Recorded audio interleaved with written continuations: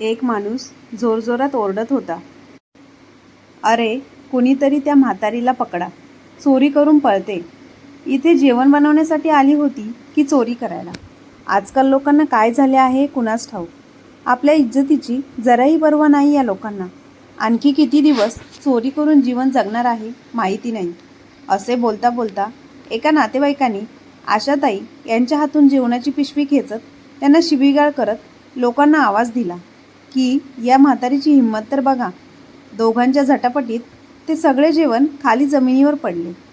त्या जेवणात फक्त डाळ, भात आणि थोडी भाजी होती. तितक्यात ज्यांच्या मुलीच्या लग्नाचा सोहळा होता ते विराटजी त्या ठिकाणी पोचले. त्यांनी पाहिले की आशाताई जेवण घेऊन जात होत्या आणि त्या जेवणात फक्त डाळ, भात आणि भाजी होती. तेव्हा त्यांना आश्चर्य वाटले, कारण त्या लग्न समारंभात 50 प्रकारचे वेगवेगळे पदार्थ तयार होते, तरी ती म्हातारी फक्त साधं जेवण आणि तेही थोडेसे घेऊन जात होती. नक्कीच यामागे तिची काहीतरी मजबुरी असावी. त्या म्हातारीकडे पाहून ते आठवू लागले की मी यांना कुठेतरी पाहिले आहे, कारण त्यांचा चेहरा ओळखीचा वाटत होता. तेव्हा त्यांना आठवले की अरे, या तर आशा काकी आहेत, ज्या त्यांच्या शेजारी राहत होत्या. त्या जेव्हा लग्न करून शेजारी राहायला आल्या होत्या तेव्हा विराट खूप लहान होता. त्यानंतर पैसे कमावण्यासाठी सगळे गावातून शहरात स्थायिक झाले. पण आज बऱ्याच दिवसांनी जवळच्या व्यक्तीला पाहिले होते, तरी एकमेकांना ओळखू शकलो नाहीत. विराटने उशिरा का होईना त्यांना ओळखले होते. तो त्यांना पाहून आनंदाने म्हणाला की या तर आशा काकी आहेत, ज्या एकेकाळी सुभेदार यांच्या पत्नी होत्या. विराट त्यांना लहानपणापासूनच ओळखत होता. आशाताईंचा स्वभाव खूप मनमिळाऊ होता, म्हणून त्या सगळ्यांच्या लाडक्या होत्या, ज्यांचा निर्णय सगळ्यांना मान्य असायचा. आणि आज त्यांची ही दुर्दशा पाहून विराटला काहीच समजत नव्हते. विराट त्यावेळेस कोणाला काहीच बोलले नाहीत, पण तिथे काम करत असलेल्या सहयोगीला सांगून त्यांनी पुन्हा डाळ, भात आणि भाजी पॅक करून त्यांना सन्मानपूर्वक द्यायला सांगितली. खरं तर आशाताई त्या लग्न समारंभात केटरर्ससोबत मदतनीस मजूर म्हणून कामाला गेल्या होत्या. पण त्यांना अचानक काहीतरी आठवले आणि त्यांनी ही हरकत केली होती. जेव्हा ही गोष्ट केटरर्सला कळाली तेव्हा ते तिला खूप ओरडले. पण विराट यांनी त्या लोकांना समजावून सांगितले की काही प्रॉब्लेम नाही, जर आम्हाला काही हरकत नाही तर तुम्ही लोक त्यांच्यावर का ओरडत आहात. ते अजूनही पुढे काही बोलणार इतक्यात त्यांना कोणीतरी हातून हाक मारली आणि ते निघून गेले. थोड्याच वेळात आशाताई खाली मान घालून साडीच्या पदराने आपले तोंड झाकून डोळे खाली करून पुन्हा गुपचूप त्या ठिकाणी पोहोचल्या, ज्या ठिकाणी बाकीचे मजूर लोक भाजी कापत होते. सर्वजण त्यांच्याकडे तिरस्काराने पाहत होते, पण केटरने त्यांना आणखी अपमानित करणे उचित मानले नाही आणि त्यांना काही बोलले नाहीत. दिवसभराचे काम उरकून आशाताई सर्वांसोबत पोटभर जेवल्या आणि केटररच्या सांगण्यावरून त्या परत काही जेवण सोबत घेऊन निघून गेल्या. विराट आपल्या मुलीच्या लग्नात इतका व्यस्त झाले की नंतर त्यांना आशाताईंशी सविस्तर बोलायचे होते हेही विसरले. आणि जोपर्यंत लग्न समारंभ सुरू होता तोपर्यंत खूप उशीर झाला होता आणि त्या तिथून निघून गेल्या होत्या. केटरर्स त्याचे सर्व सामान घेऊन निघून गेला तेव्हा अचानक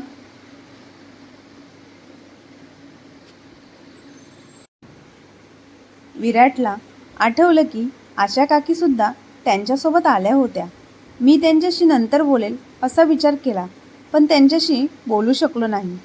विराट यांनी त्या केटरर्सला त्यांचा पत्ता विचारला, कारण त्यांना जाणून घ्यायचं होतं की त्यांच्यासोबत नक्की काय घडलं आहे. पण तो म्हणाला की साहेब, मला माहिती नाही ती म्हातारी कुठे राहते.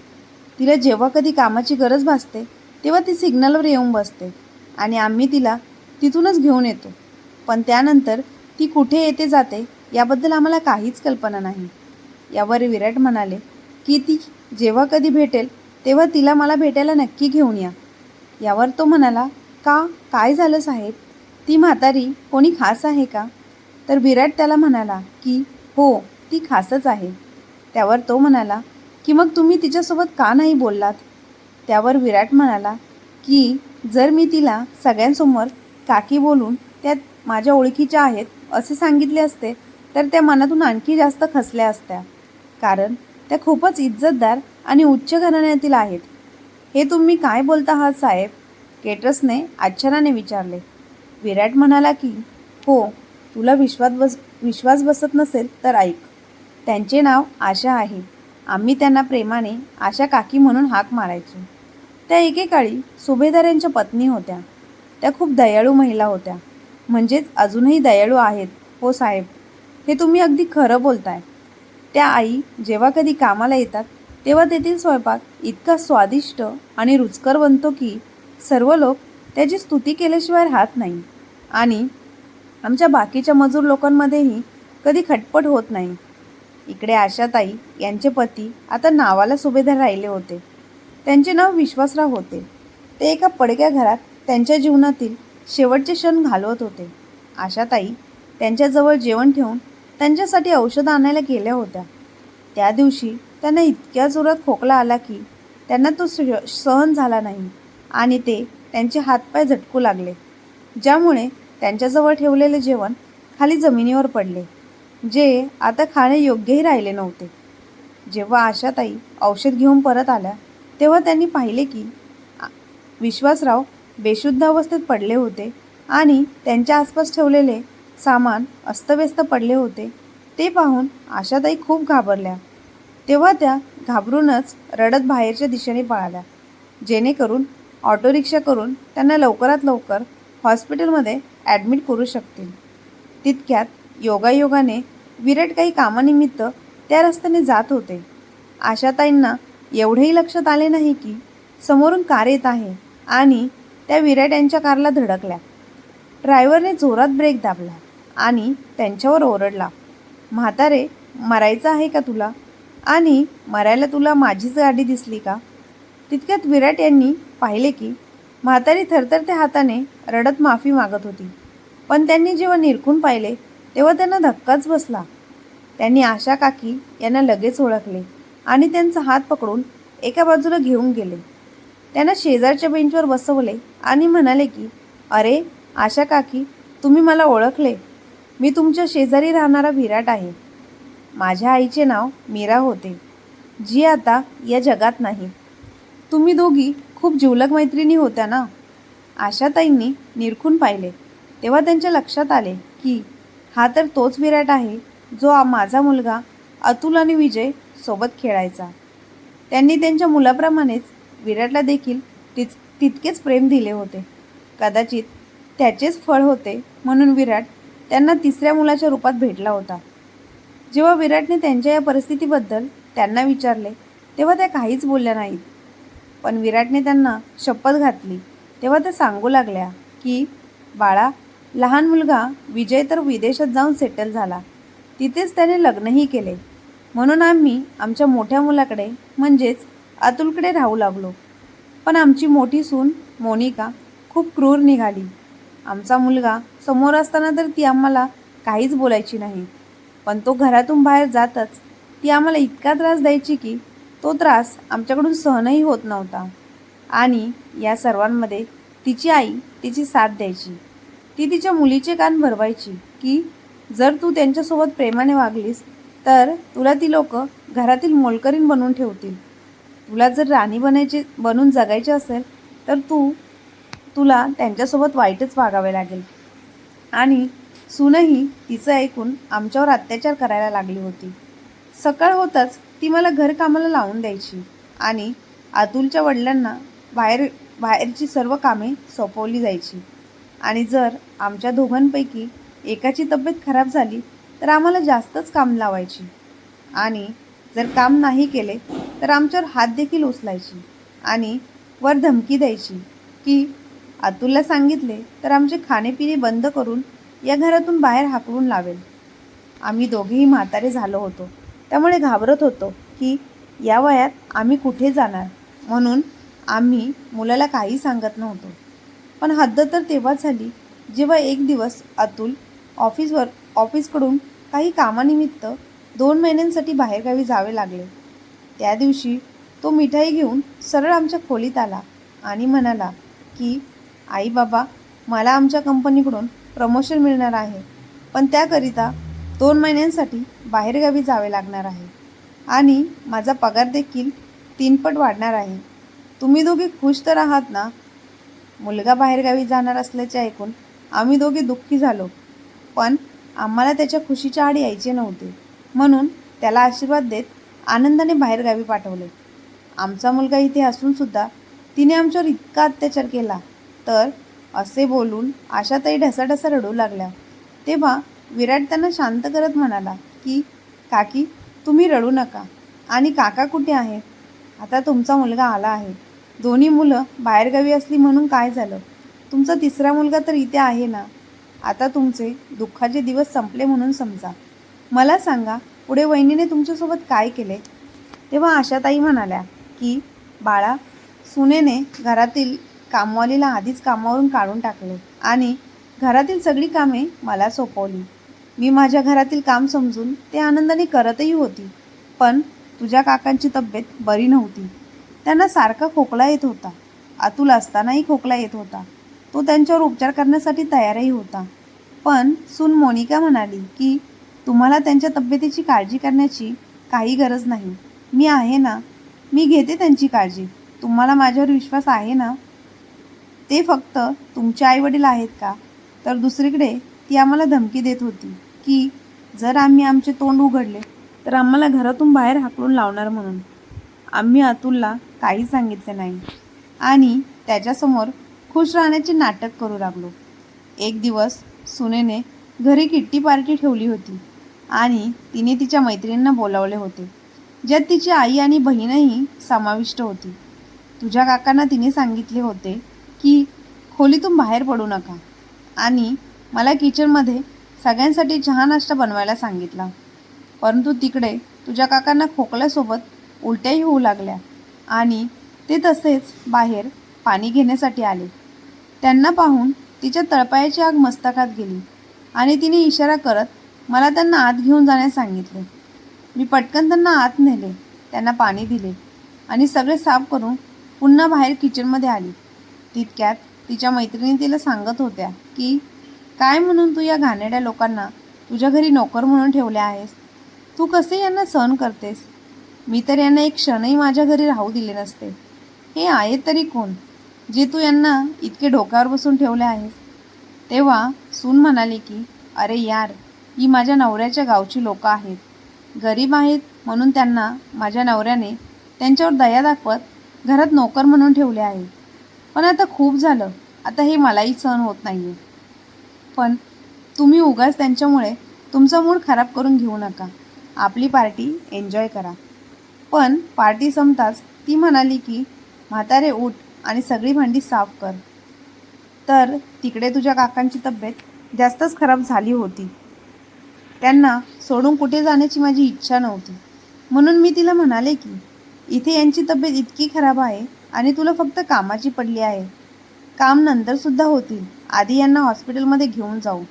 यांची तब्येत खूप नाजूक झाली आहे. थोडी तरी दया दाखव. मी तिच्यासमोर हात जोडून विनवण्या करत होती. पण तिला माझी अजिबात दया आली नाही आणि ती माझ्या केसांना पकडून खोलीतून बाहेर घेऊन आली आणि मला म्हणाली की कामचोर कुठली, म्हाताऱ्याने जास्त खाल्ले म्हणून उलटी केली आणि तू त्याचा बहाणा करून पळते. चल पटकन ही सगळी भांडी साफ कर. मी रडत रडत सगळी भांडी साफ केली. पण त्यानंतर संपूर्ण घर साफ करायला सांगितले. हे ऐकून तुझे काका बाहेर येऊन हात जोडून तिच्या विनवण्या करत म्हणाले की आमच्यावर दया कर सुनबाई. मला खरंच बरे वाटत नाही आहे. तू पटकन मला हॉस्पिटलमध्ये घेऊन चल. हे ऐकून सुनेची आई म्हणाली की आता जावई देखील घरी नाही तर तू कुठे यांना हॉस्पिटलमध्ये घेऊन जात आहेस? शिवाय यांचा हॉस्पिटलचा खर्च कोण उचलणार? त्यापेक्षा यांना घरातून बाहेर काढ. मग ते कुठेही जाऊ. आपल्याला काय करायचे आहे? जावई घरी आले की त्यांना सांगता येईल की हे दोघे तुझ्यासोबत भांडण करून घरातून पैसे, सोने, चांदी चोरून रात्री कुठे निघून गेले माहीत नाही. तेव्हा आमच्या सुनेची बहीणसुद्धा म्हणाली की ताई, काय मस्त प्लॅन दिला आहे तुला आईने. आणि तिघी हसू लागल्या. आणि तिने जेव्हा मला घराबाहेर काढले तेव्हा सणासुदीचे दिवस चालू होते. भर दिवाळीच्या दिवसात तिने आम्हाला असं वाऱ्यावर सोडून दिले. आणि असं करताना तिला थोडीही लाज वाटली नाही. बाहेर थंडी इतकी होती की तुझ्या काकांची तब्येत आणखीच खराब झाली. म्हणून मी एक रिक्षा थांबवली आणि तुझ्या काकांना शासकीय रुग्णालयात दाखल केले. रुग्णालयात गेल्यानंतर आम्हाला कळले की त्यांना TB आणि शुगर झाली आहे. शुगर असल्याने त्यांना वेळोवेळी भूक लागते. सरकारी रुग्णालयात एक डॉक्टर आहे, राहुल, ज्याला तुझ्या काकांनी शिक्षणासाठी मदत केली होती आणि पुढे जाऊन तो डॉक्टर झाला. त्याने तुझ्या काकांना त्वरित ओळखले आणि त्यांच्यावर चांगल्या प्रकारे उपचार सुरू केले आणि आज त्याच्यामुळे तुझे काका बऱ्यापैकी ठीक झाले आहेत.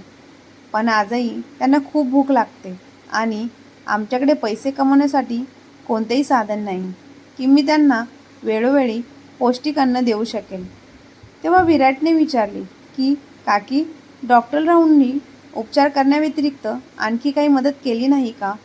त्यावर आशाताई यांनी सांगितले की नाही बाळा, डॉक्टर राहुलने आम्हाला त्याच्या घरी राहण्यासाठी सांगितले होते, पण तुझ्या काकांच्या आत्मसन्मानाला ते आवडले नाही आणि त्यांनी नकार दिला. पण राहुल म्हणाला की काकी, माझी कधी तुम्हाला गरज लागली तर आवर्जून मला सांगा. पण आम्ही त्याला हे सर्व सांगितले नाही आणि तुलाही सांगणार नव्हते, पण कदाचित नशिबाला हेच हवं होतं, म्हणून मी तुझ्या गाडीसमोर धडकली आणि सर्व काही तुला सांगितले. विराट यांनी विचारले की काका कुठे आहेत, मला त्यांच्याकडे घेऊन चला. तेव्हा आशाताई विराटला त्या घरासमोर घेऊन गेल्या जिथे विश्वासराव खाटेवर पडले होते. त्यांची तब्येत इतकी खराब होती की त्यांना बोलताही येत नव्हते. विराटने त्यांना पाहिले तर त्यांच्या डोळ्यात पाणी आले. तेव्हा पटकन त्यांना उचलले आणि डॉक्टर राहुलकडे घेऊन गेले. त्यांच्यावर त्वरित उपचार सुरू केले. विराट यांनी राहुलला त्यांच्या परिस्थितीबद्दल सांगितले. तेव्हा त्या दोघांनी मिळून त्यांची राहण्याची व्यवस्था केली आणि त्यांची इतकी सेवा केली की ते खूप लवकर बरे झाले. म्हणतात ना की दवासोबत आपल्या माणसांचं प्रेम असेल की माणूस लवकर बरा होतो, तसेच झाले. आता विश्वासरावांनी त्या दोघांसमोर त्यांची इच्छा प्रकट केली की त्यांना काही काम मिळवून दिले तर त्यांचे आणि त्यांच्या बायकोचे पोट भरू शकतील. त्यांचे बोलणे ऐकून त्या दोघांनी त्यांना खूप समजवण्याचा प्रयत्न केला की आता त्यांचे हे वय नाही काम करण्याचे. तुमच्या दोन्ही मुलांनी तुम्हाला सांभाळले नाही म्हणून काय झाले, आम्ही दोघे तुमची मुले आहोत. आम्ही तुम्हाला कोणत्याही गोष्टीची कमी पडू देणार नाही. पण विश्वासराव म्हणाले की बाळांनो, तुमचे विचार आणि तुम्ही दिलेला प्रस्ताव दोघांचाही मी सन्मान करतो, पण तुम्ही सांगा की जो माणूस त्याचे जीवन आत्मसन्मानाने जगला आहे तो आता या उतार वयात कुणासमोर झुकलेला चांगला वाटेल का? म्हणून माझी तुम्हा दोघांना हात जोडून विनंती आहे की मला छोटे मोठे काम शोधून द्या. तेव्हा विराटने त्यांना त्यांच्या जवळच कामाला ठेवून घेतले. विराट त्या शहरातील मोठे व्यापारी होते. त्यांनी त्यांचे एक शोरूम त्यांच्या ताब्यात दिले आणि त्यांना त्या शोरूमचा पूर्ण हिशोब ठेवायला सांगितला आणि बाकीच्या कामासाठी तिथे सुपरवायझर आणि मजूर होतेच. विश्वासराव अनुभवी व्यक्ती होते, त्यामुळे त्यांनी रात्रंदिवस मेहनत करून ते शोरूम इतके मोठे केले की ते विराटच्या प्रॉपर्टीमधले सर्वात मोठे शोरूम बनले. ते शोरूम खूप नावारूपाला आले. ते शोरूम पुन्हा नव्याने प्रतिष्ठित बांधण्यात आले. सगळ्या ब्रँडेड वस्तूंचा भाव अर्ध्या किमतीत ठेवण्यात आला, त्यामुळे तिथे लोकांची गर्दी वाढली.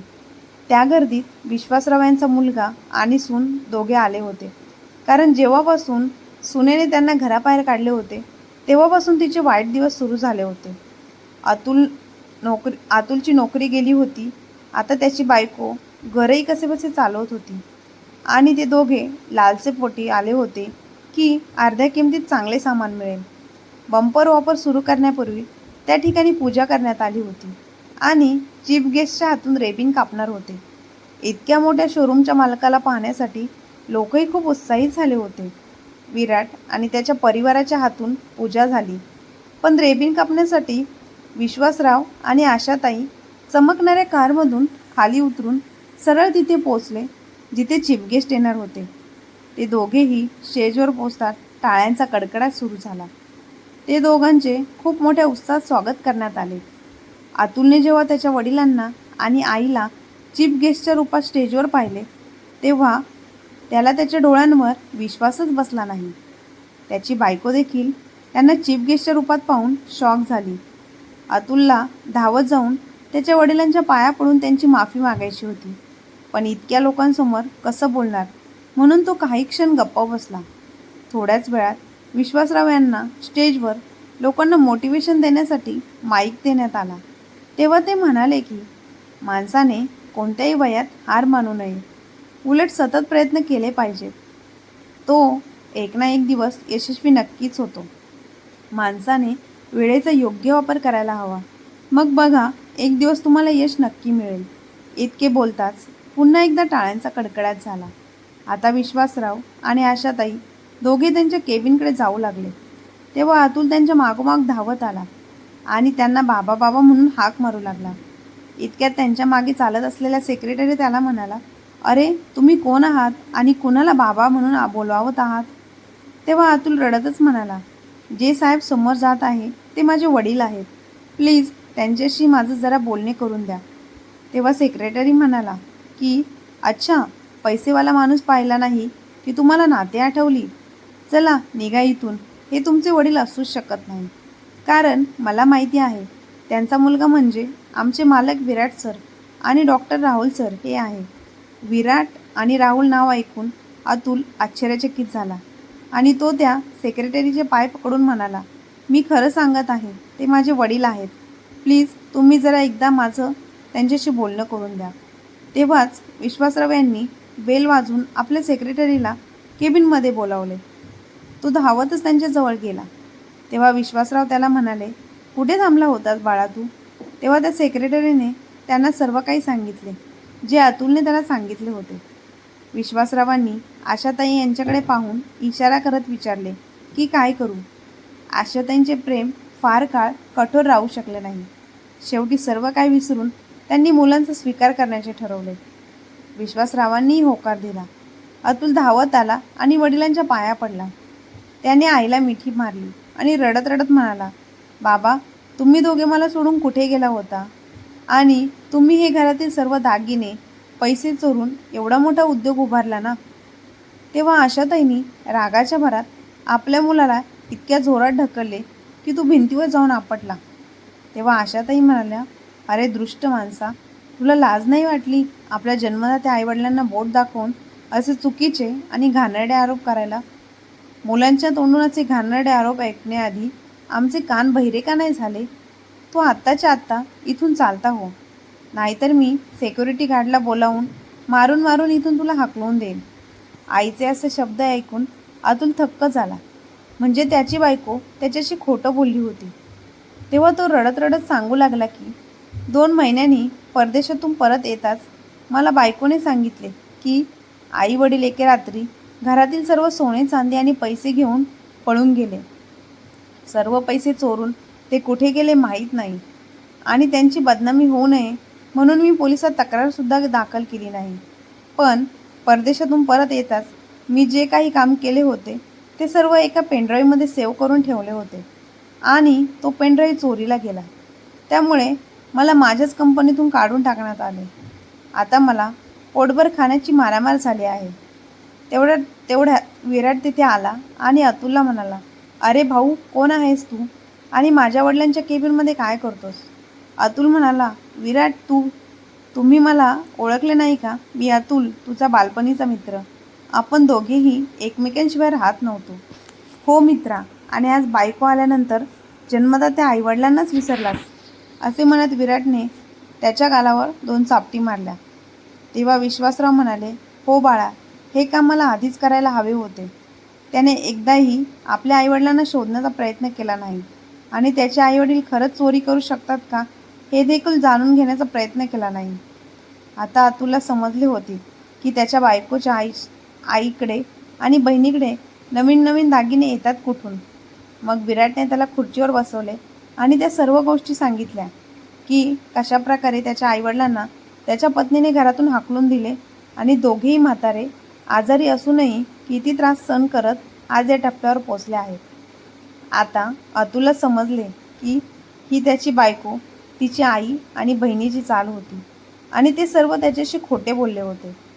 अतुल वडिलांच्या केबिनमध्ये आला होता तेव्हा त्याची बायको, तिची बहीण आणि आई सोबत होती. सासू सासऱ्यांना इतक्या मोठ्या पदावर पाहताच तिच्या डोळ्यासमोर अंधार पसरला आणि तिचे संपूर्ण शरीर थंड झाले आणि ते जागेवरच कोसळली. तिची आई आणि बहीण तिला हॉस्पिटलमध्ये घेऊन गेले. तेव्हा डॉक्टरने सांगितले की तिला पॅरालिसिस झाला आहे, ज्यामुळे तिला बोलता येत नव्हते आणि हातपाय देखील हलवता येत नव्हते. आता अतुल रागाने घरी गेला आणि बघितले की बायको घरी नाही. रात्री उशिरापर्यंत तो तिची वाट बघत थांबला. रात्री उशिरा ती घरी न आल्याने त्याने सासूला फोन केला. तेव्हा त्यांनी सांगितले की ती हॉस्पिटलमध्ये आहे आणि तिला पॅरालिसिस झाला आहे. जेव्हा अतुल हॉस्पिटलमध्ये पोहोचला तेव्हा ती फक्त रडत होती. तिला बोलता येत नव्हते आणि हातपाय देखील हलवता येत नव्हते. त्यानंतर अतुलने त्याच्या आईला ही माहिती दिली. आशाताई हॉस्पिटलमध्ये पोहोचल्या तेव्हा सून मोनिका त्यांच्याकडे पाहून अपराधी भावनेने रडत होती. आशाताईंनी डॉक्टर राहुलला तिच्यावर उपचार करायला सांगितले आणि लवकरच ती बरीही झाली. ती तिच्या सासू सासऱ्यांच्या पाया पडून माफी मागू लागली. अतुलने आईवडिलांना त्यांच्यासोबत घरी येण्यास सांगितले, पण ते दोघेही त्याच्यासोबत गेले नाही. त्यानंतर विश्वासरावांनी त्यांचा मुलगा अतुलला त्याच्या शोरूममध्ये मॅनेजर म्हणून कामाला लावले. पण ते नाते फक्त एक मालक आणि एक नोकर असेच राहिले. आता सुनेलाही खूप अपराधासारखे वाटत होतं. ती पुन्हा कधीच तिच्या सासू सासऱ्यांसोबत नजर मिळवू शकली नाही. तर मित्रांनो, तुम्हाला आजची कथा कशी वाटली कमेंट बॉक्समध्ये नक्की कळवा आणि कथा आवडली असल्यास आपल्या चॅनलला लाईक, शेअर, सबस्क्राईब नक्की करा आणि नोटिफिकेशन बेल दाबायला अजिबात विसरू नका, जेणेकरून असेच नवनवीन व्हिडिओ तुम्हाला बघायला मिळतील. धन्यवाद.